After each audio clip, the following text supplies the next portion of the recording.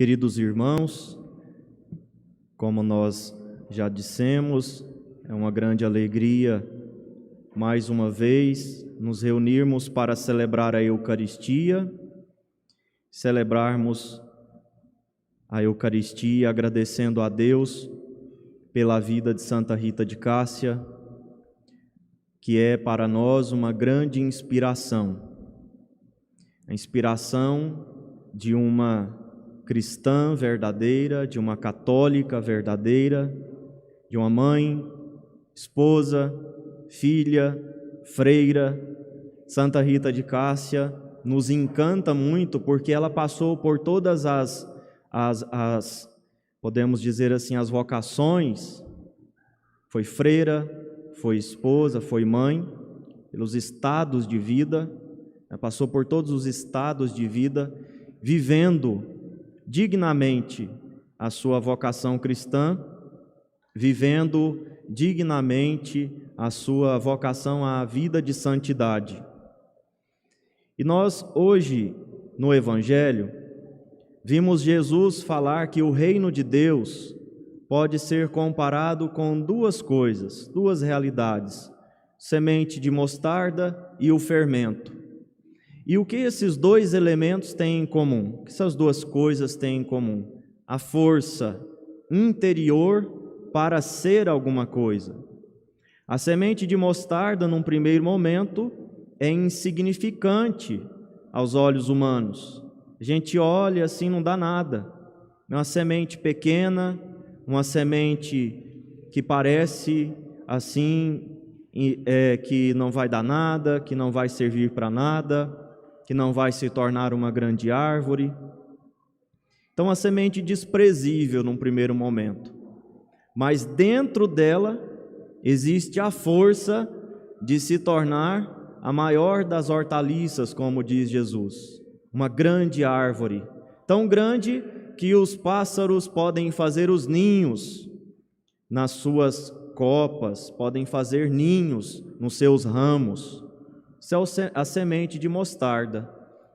Parece ser nada, mas tem potência para ser muita coisa, para ser grande, e tão grande que é capaz de abrigar animais na sua sombra, nos seus ramos. E o fermento também.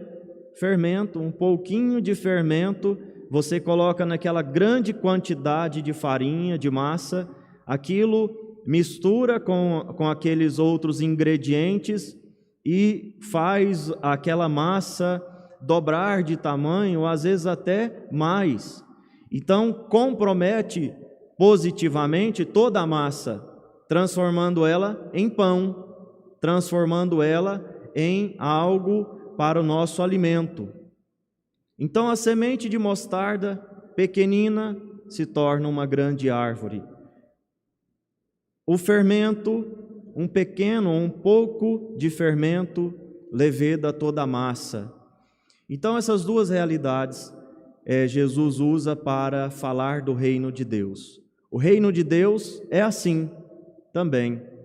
Nós, às vezes, temos a tentação de querer que o reino de Deus venha, se estabeleça, e todo mundo se converta e todo mundo seja santo da noite para o dia. Isso nós queremos para a comunidade, para os outros e para nós mesmos. E é uma tentação por quê? Porque, na verdade, o reino de Deus, ele cresce, ele progride em nós, na comunidade, na igreja, ele progride, pouco a pouco, ele cresce pouco a pouco, ele vai se estabelecendo pouco a pouco.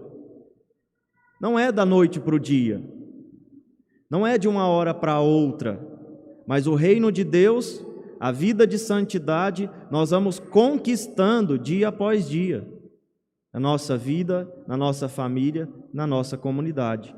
Essa é a verdade. É uma verdade difícil da gente digerir, porque nós não temos paciência, nós queremos as coisas rápidas, imediatas. E Jesus nos ensina que não é assim. Evidentemente, nós temos que romper com o pecado, nós temos que romper com aquilo que é ruim, de fato. Nós temos que romper, nós temos que parar de pecar. Quando Jesus ele perdoa a pecadora caída, aquela que iria ser apedrejada, ele diz: vai e não tornes a pecar. Só que não foi naquele ato que Maria Madalena virou santa. Foi a partir dali que ela começou o seu processo de santificação.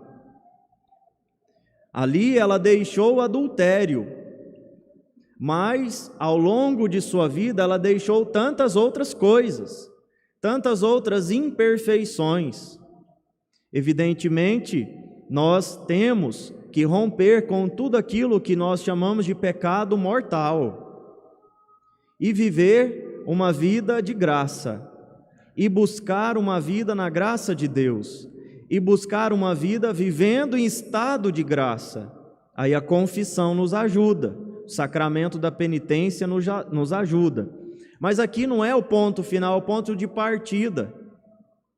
Quando nós rompemos com o pecado mortal e buscamos o estado de graça, não significa que a gente é santo, não significa que não tem imperfeições, não significa que não tenha correções para fazer na vida, mas ali é o ponto de partida.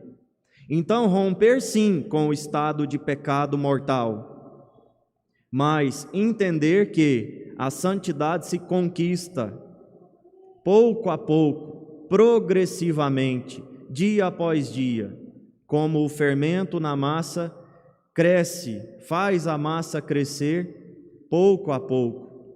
E quando você vê, é pão. Quando você menos espera, já não tem mais fermento. Tudo aquilo se tornou pão. Quando você menos espera, já não tem mais a semente da mostarda. Tem uma árvore que cresceu dia após dia e agora já pode abrigar passarinhos nos seus ramos, ou seja, uma vida cristã como a de Santa Rita, que depois de muita perseverança, depois de muito sofrimento, depois de muita renúncia, depois de muita oração, desse crescimento da fé, depois que consegue abrigar passarinhos, ou seja, consegue acolher as pessoas que estão fora, consegue abrigar os pagãos, consegue trazer pessoas, almas para Deus. É uma vida, que cresce nessa perseverança, chega a esse ponto, ao ponto que nós podemos aqui nos espelhar, podemos nos inspirar na vida de Santa Rita, de São José, de Santa Mônica. Não foi do dia para a noite.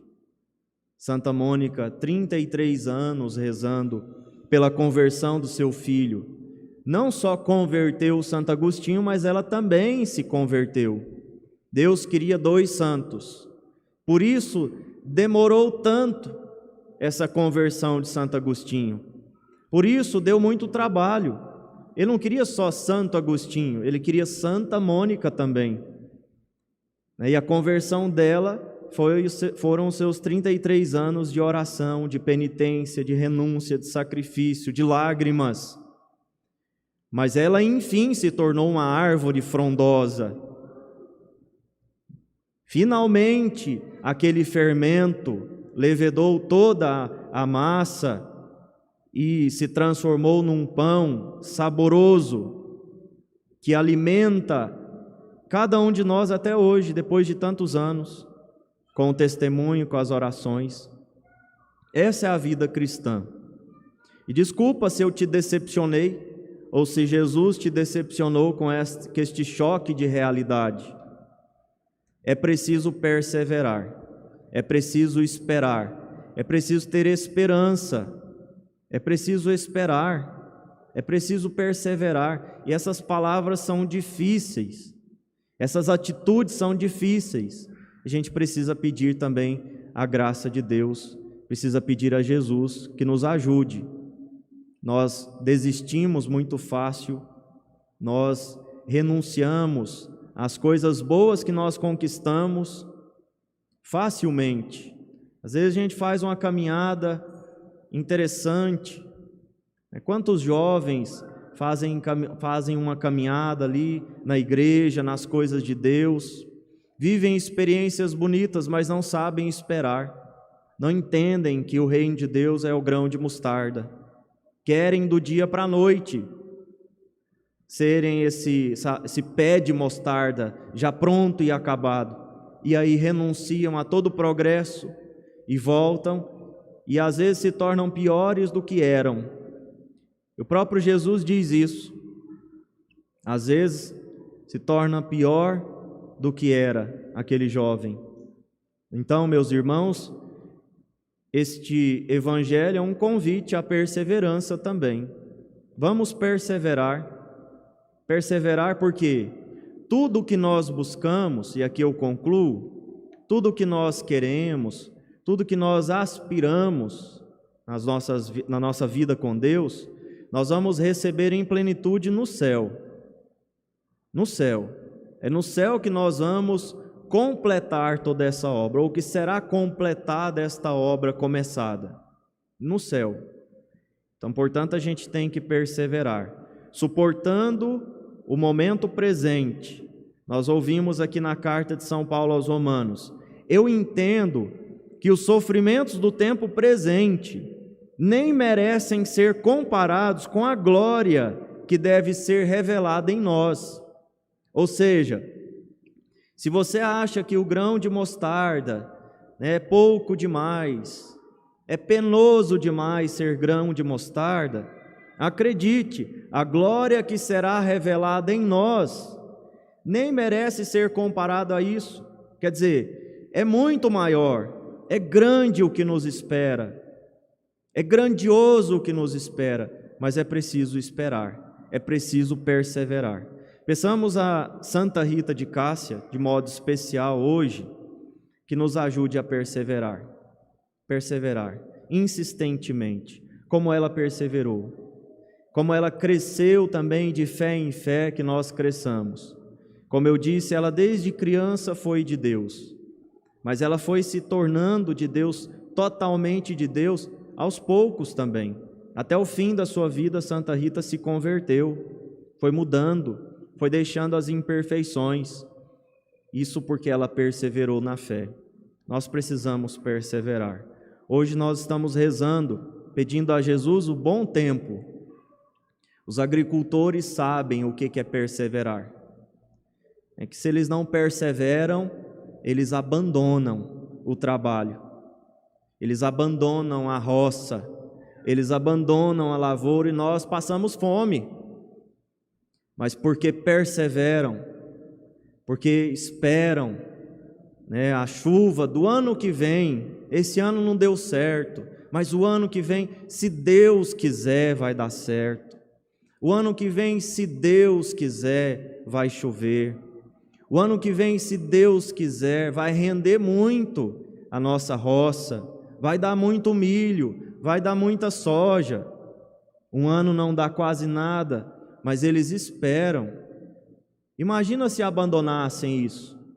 Imagina se aqueles que passam por dificuldades na roça, numa horta, lá no sul, por exemplo, plantam uma horta, se dedicam e de repente vem a geada e mata tudo.